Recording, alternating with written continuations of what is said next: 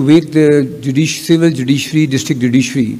And my topic today is to tell them how blessed they are to be sitting in the Supreme Court of Pakistan, which has given one of the best judgments in Pakistan, Pakistan looks better in the world. My task in next 10 minutes is to explain, first, to pay my gratitude to the judges of Pakistan, the entire Supreme Court and the other courts which have developed the good jurisprudence of judgments of almost 348 judgments since 1947. But nevertheless, we have had a difficult task. The first is the pathology of Article 9. Pakistan is 192 countries in the world. Out of that, Pakistan is only few countries which does not have a clear-cut environment in the Constitution. And Article 9 of the Constitution only deals with right to life. But the Supreme Court of Pakistan, in Shela Zia Wabda, PLD 94 Supreme Court 693, held that right to life means right to healthy environment. And that judgment is one of the most cited judgment in Pakistan so far, which opened the entire floodgate of Pakistan to enter that when the Constitution is silent, the judgment of the Supreme Court is binding under Article 99, is equivalent to a law in the country. That was a difficult task for Supreme Court to do in 94. Then the basic issue is, I will start with my legal anthropology of the jurisprudence of Pakistani cases since 1947 for my district judiciary. We are sitting here, and it's not the first time the Honorable Supreme Court is doing something on climate change. We had the first declaration. We will be giving a declaration by the Chief Justice of Pakistan in next 1 hour.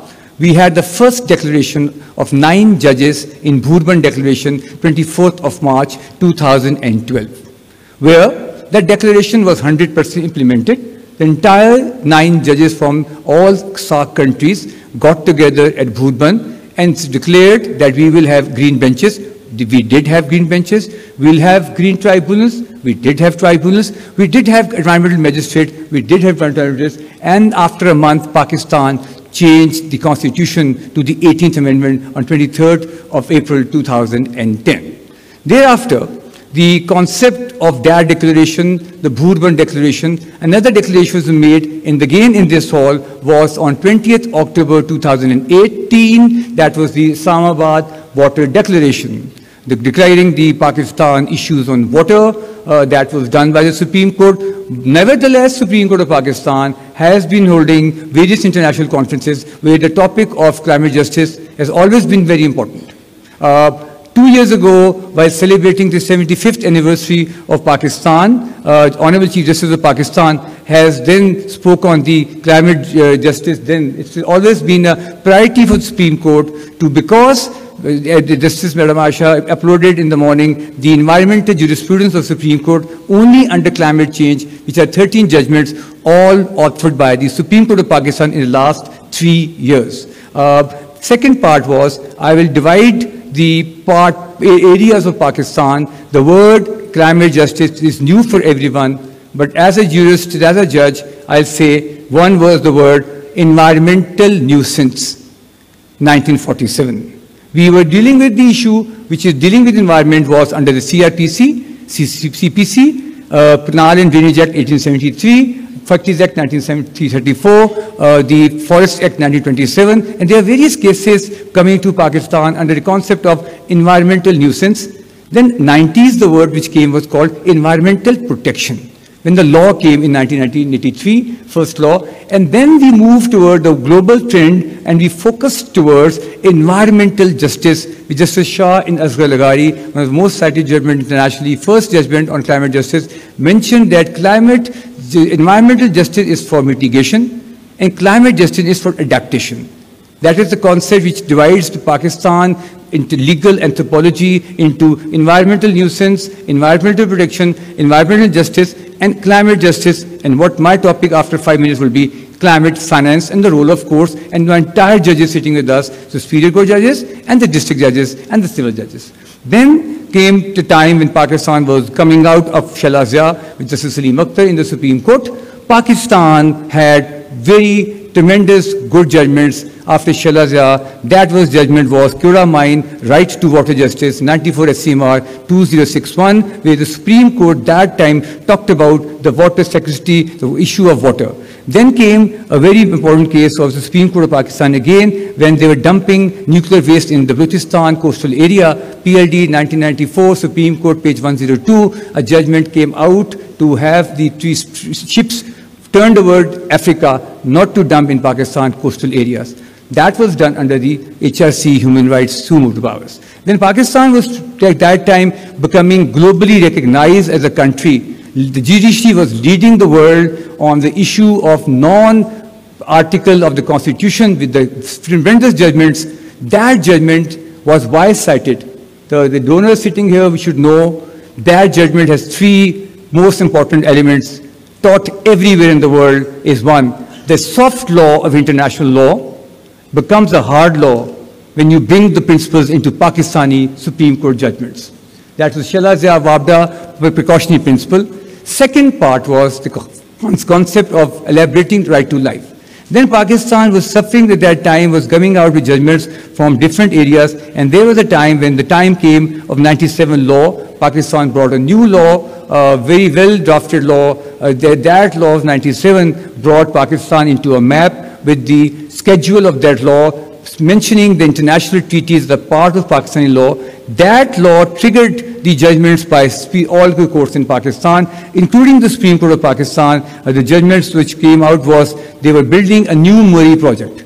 They were cutting off the entire trees in the Murray area to build a city, and that will have an effect on glacier, an effect on mountains. The Supreme Court took a sumo to 2010 SCMR, page 1056. There was judgment of the Supreme Court. Then comes the point when the issue came to Pakistan was on various issues, and the issues of public trust doctrine of common law was developed by the Honorable Chief Justice, he was a lawyer in a Nestle case, 2005 CLC 424, where the concept came out in Pakistan is that public trust doctrine of common law is the resources are meant for the public, not for exploitation of water. That point, Pakistan then changed towards the issue of low climate finance. The courts sitting here with us can take action as a civil judges in the magistrate on the issue which climate finance will come to us is when the government, now Pakistan became a member of the Loss and Damage Fund. We'll have a fund from GEF, fund from the World Bank, fund from other bases. The court rule should be that fund given to Pakistan should be well spent. The courts can look at as a watch and also to look at the issues on the emission reduction in emissions. And State Bank of Pakistan has a green guidelines now. SSCP has also green guidelines now. The projects coming to Pakistan for carbon sink, projects coming for Pakistan to reduce the emissions, those are funding to Pakistan by the multi-donor banks, by the World Bank and others. Our duty from Supreme Court, High Court, because judgments have been passed by the Supreme Court of Pakistan, which I don't have time to explain, they did deal with the issue of how Pakistani courts can protect, because when somebody is giving a loan to Pakistan, somebody which is giving a grant to Pakistan, somebody who's giving some banks money for a public project or a private project for adaptation, a project for mitigation, they will only be asking first thing from us, sitting here all of us is, what is the barometer of investing into Pakistan and green climate? The answer would be by the lawyers saying the judiciary in Pakistan protects the investment. Judiciary in Pakistan always comes out and rescues these kind of things because judiciary in Pakistan is a green judiciary.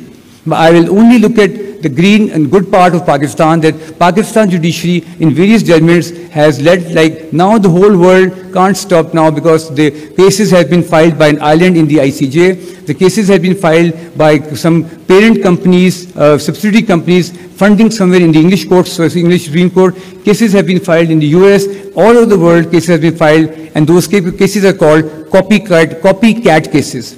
If a Dutch case by Shell was won by the NGOs, now they're copying that case to other countries. The concept of now courts and the judiciary, the district judiciary sitting here will know one thing, there'll be a floodgate of cases coming to Pakistan now. Once the finance comes to Pakistan, the donors come to Pakistan, the copycat concept comes to Pakistan, every person will be filing cases for Pakistan. And inshallah, I have very, very hopeful. I see the glass half full or glass half empty. I see Pakistan Zindabad. The judiciary has led the way and will lead the way. Thank you.